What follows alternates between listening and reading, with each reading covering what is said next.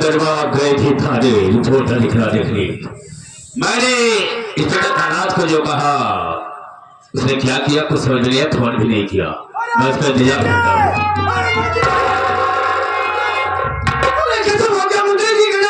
क्या गजब हो गया? क्या हुआ? घबराए क्यों है? एक गिलास पानी मिलेगा मंत्री जी? अरे तुझे हो क्या गया है मैं पूछता हूँ। अरे मंत्री जी बहुत गजब हो गया। क्या गजब हो गया? आप अच्छी तरीके से जानते हैं कि आपकी बहन ममता रंजीत और राजेश का केस लड़ रही थी। हाँ, इसको अच्छी तरह से जानता हो।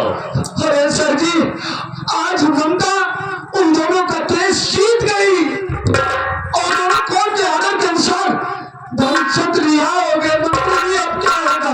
एक काम कीजिए, आप मेरा इस बलरामपुर थाने से कहीं दूसरी जगह ट्रांसफर करवा दीजिए। मैं यहाँ नहीं रहना चाहता। तेरा दिमाग नहीं खराब हो गया है? मेरे रहते हुए चिंता क्यों करता है? घराने की बात क्या है? क्या करूं? ममता मेरे रास्ते का बार बार कांटा पड़ रही है, रोना पड़ रही है।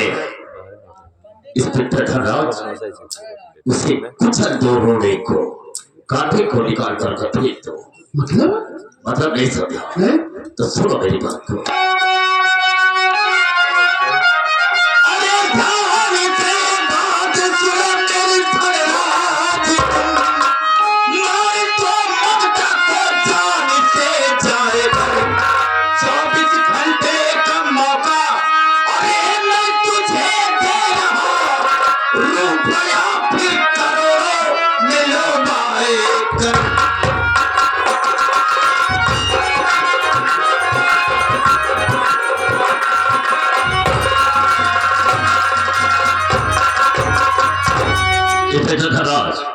अगर मेरे रात को करोड़ा बन रही है तो जाओ मार दो उसे जान से।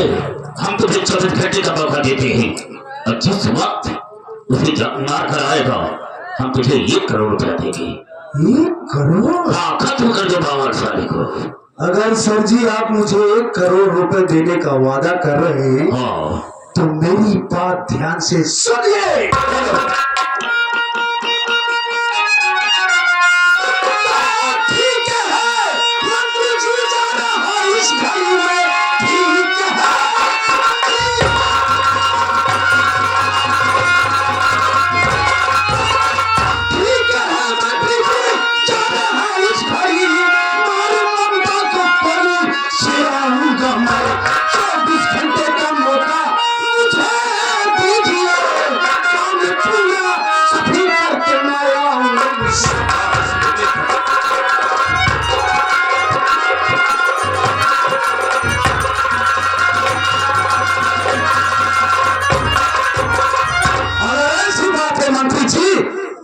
इसी वक्त जा रहा हूं और आपकी बहन ममता को जान से मार दूंगा, लेकिन एक बात का ख्याल रहे, जिस वक्त मैं ममता को जान से मारकर आपकी हवेली पर पहुंचूं तो मेरा 1 करोड़ रुपया तैयार रखना।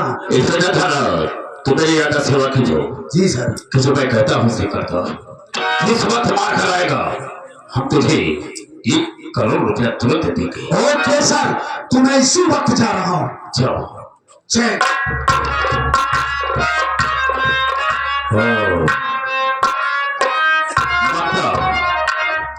किसी दिन तुमने कहा था कि भैया मैं तो जा रही हूँ, लेकिन जब लौट कर आओगी तो अपना हक बताओगी। अरे जब तो दुनिया में जिंदा नहीं रहेगी तो हिस्सा तुम मुझसे कैसे बताएगी? देखोगे।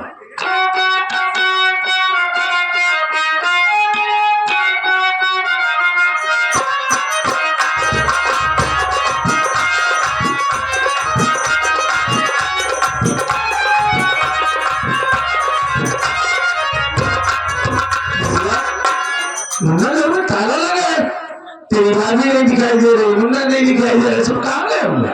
वही तो मैं भी सोच रहा हूँ कि कैसे हमारे घर में ताला लगा है।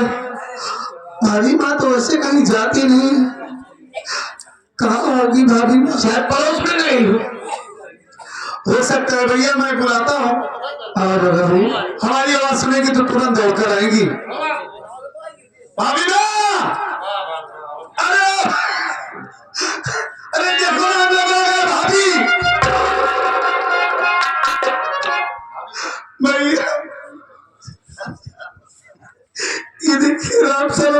नहीं उन्होंने।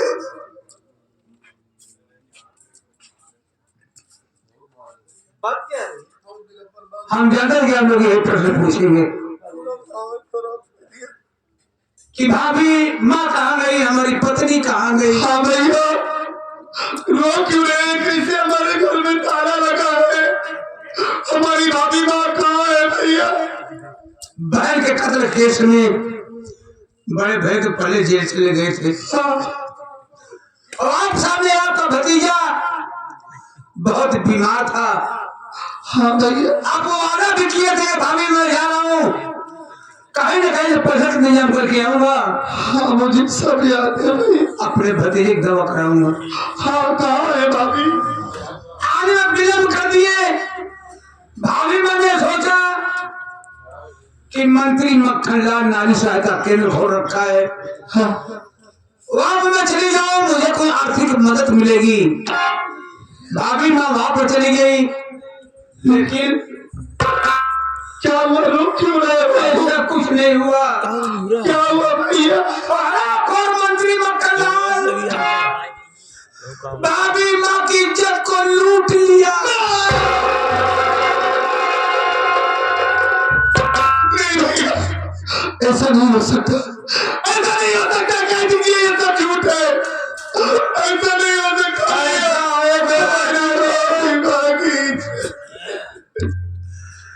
इज्जत लूटने के बाद आपका भतीजा दोनों बच्चे जो कि ठीक से दुनिया में कहाँ है हमारा भतीजा। क्या हमारे भतीजा मंत्री मक्खनलाल बेरहमी के साथ अपने पैरों से कुचल कुचल के मार डाला। मंत्री मक्खनलाल साला सुअर की औलाद, नारी सहायता केंद्र खोल रखा है साले, इतिहास में बहू की इज्जत खिलवाड़ करता है। हम तुझे साले टुकड़े टुकड़े काटेंगे, जिंदा नहीं छोड़ेंगे तुझे। इतना नहीं भैया, जब बच्चा खत्म हो गया भाभी मैंने सोचा मैं चले जाऊं बलरामपुर थाने, मंत्री के खिलाफ रिपोर्ट लिखा दूंगी, हमको वहां पर हिसाब मिलेगा।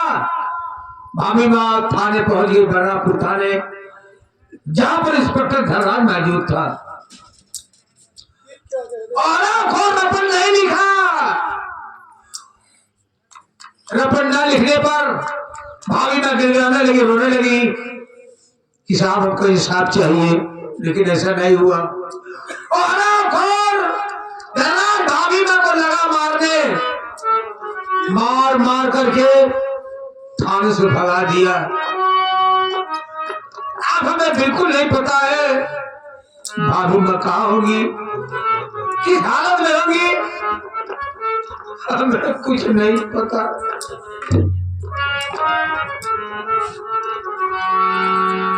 सब कुछ बर्बाद हो गया भैया, ये सब हमारी वजह से हुआ है। मैं आपसे उस दिन तो वादा कर लिया कि अपने भतीजे और अपनी भाभी माँ की रक्षा करूंगा, अपनी जान से ज्यादा मैं उनका ख्याल रखूंगा, लेकिन मैं अपना वादा नहीं निभा सका भाई। यही धनराज है जो आरामखोर मंत्री मक्खनलाल के कहने पर हमें झूठे केस में फंसा कर जेल में डाल दिया। आज उसी की वजह से हमारी दुनिया उजड़ गई थी, हमारा मासूम भतीजा मार दिया गया, हमारे आने से पहले सब कुछ बर्बाद हो गया भैया। हमारी भाभी माँ की इज्जत लूट ली गई, हमें माफ कर दीजिए भैया, मैं अपना वादा नहीं निभाऊंगा। को इतिहास गवाह है, जब गरीब के आंसू सोने बने हैं ना तो एक नया इतिहास लिखा गया। आज हम दोनों भाई एक नया इतिहास लिखेंगे। 40 वक्त हम दोनों भाई चलते हैं चंबल और उन हाथियों को उतार के मिटा कर रख देंगे तो साले गरीबों का जीना वहां कर देंगे। हाँ बिल्कुल ठीक कहते हैं भैया, हम जैसे सीधे साधे इंसान की इस दुनिया में कोई कीमत नहीं है, कीमत नहीं। अब तक हम लोग सीधे बने थे, ये दुनिया हमें सताती हुई। आप सच कहते हैं लेकिन यहाँ से चंबल बहुत दूर है, तो वहां जाने में बहुत देर हो जाएगी। इतनी दूर में कहीं वो दोनों कभी नहीं भाग न जाए। चलिए तुरंत चलते हैं भैया, और उन दोनों को कुत्ते की मौत मारेंगे। हराम खोर मंत्री नक्करलाल, जिसने तुम दोनों ने हमें खून के आंसू रुलाया है, वैसे तुम दोनों को खून के आंसू नहीं रुलाया। तुम्हें अपना नाम राजेश नहीं, हराम खोर ये राजेश तुम दोनों की मौत का पैगाम लेकर आ रहा है। अगर दिन दिन का बदला न चुकाया ना, तो हम दोनों की माँ का दूध हराम है।